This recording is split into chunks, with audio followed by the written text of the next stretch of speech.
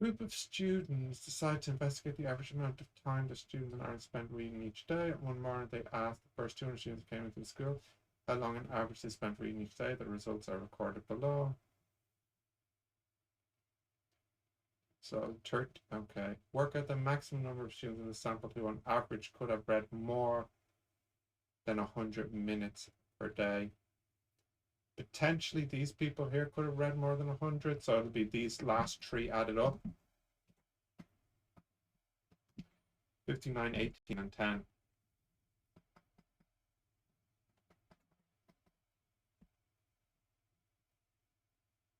$87.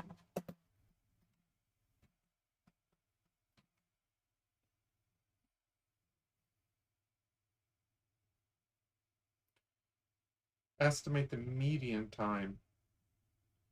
So I have 200 students, so you have to get to the 100 students. So 16 plus 35 is 51, plus 62 is 113. So it's somewhere in the 62 to 90 bracket.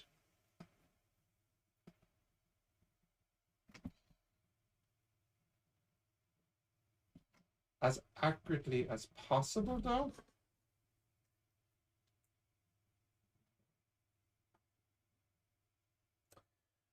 Well, okay. So that's 113, which means you should be 13th in among the 62. Or rather 13.5. So I'd say 13.5 over 62 times 90 minus 60 plus 60. That's, I don't know how accurate they want you to be here. I'm getting 6.5.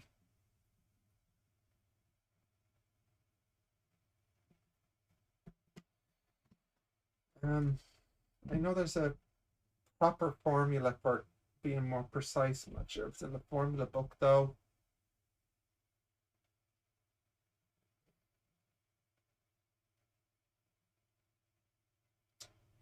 Some people wouldn't have the 0.5 in it though.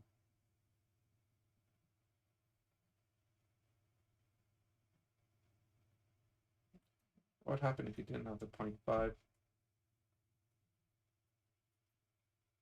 You get 66.3. You know what? I'm just going to give it without the decimal. I round it off. The 60. I'm just going to say, let's say 66 or 0.3. Should I say 67? Okay, I'll leave it 66.5. I'm not sure about that. I'm sorry. Explain why the amount of choosing students for this survey could limit validity of conclusions. Selection bias. You're choosing people who are likely already read. You're choosing likely readers.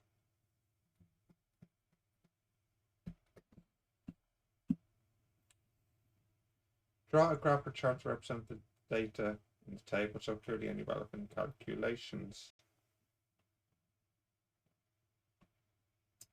Okay.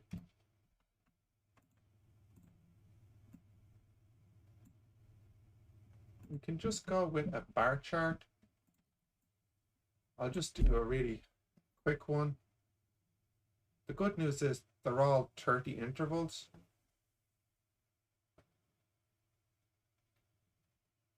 So you can have here the minutes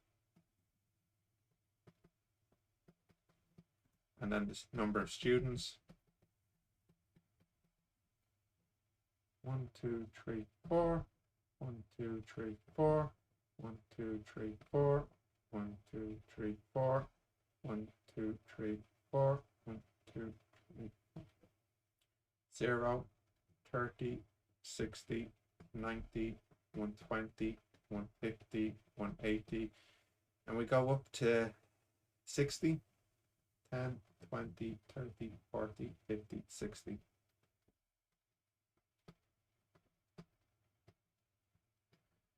Right, so the first one goes up to 30, then up to 60. No, first one goes up to, I'm looking at the wrong number. First one goes up to 16, then to 35, then up to 62. I should have extended the graph a little bit more, then up to 60, then to 18, then to 10.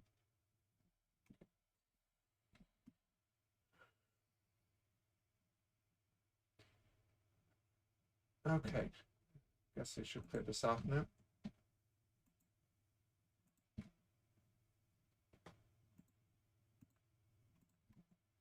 A random sample of 500 students in Cork to the statistics test. 61 of the students were given a rate of excellent. Working the percentage of students were given a rate of excellent. Okay, so 61 over 500 times 100. That is 12.5%. Show the margin of error is 4.5. The formula for the margin of error, well, there's different versions of it. It's just 1 over root n is the simplest version of it, or 100% over root n, which is probably the one they're going for, because to 1 decimal place, that's 4.5%. In general, 10% of students get a rating of excellent on the statistics test. Use your answer in B1 and 2 to test the claim that the percentage of students in Cork who would get a rating of excellent is different to the population percentage at 5% level of significance. Okay, so the hypothesis, the null hypothesis, is that the average of excellent is 5%, and then the alternative is that it's not 5%.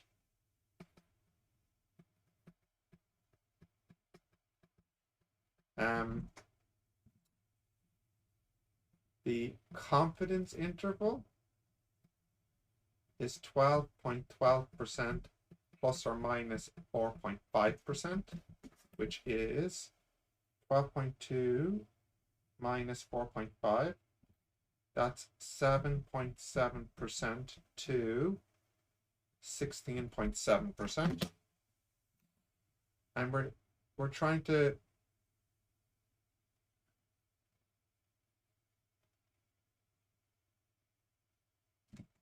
okay. We're testing that. Okay, hang on. Is this first people Cork? Oh, okay, sorry. So we're testing that the average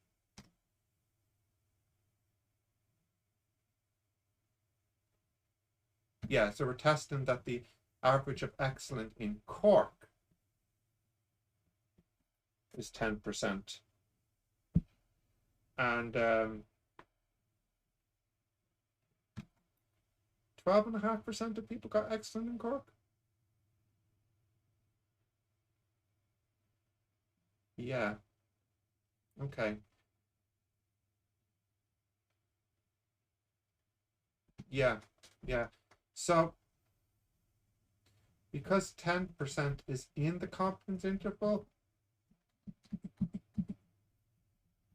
that means you do not reject the null, i.e.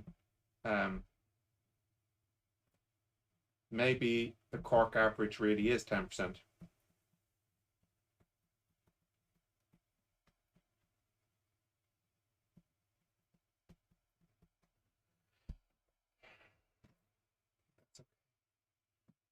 Hope that's okay. I'm confused myself a little bit.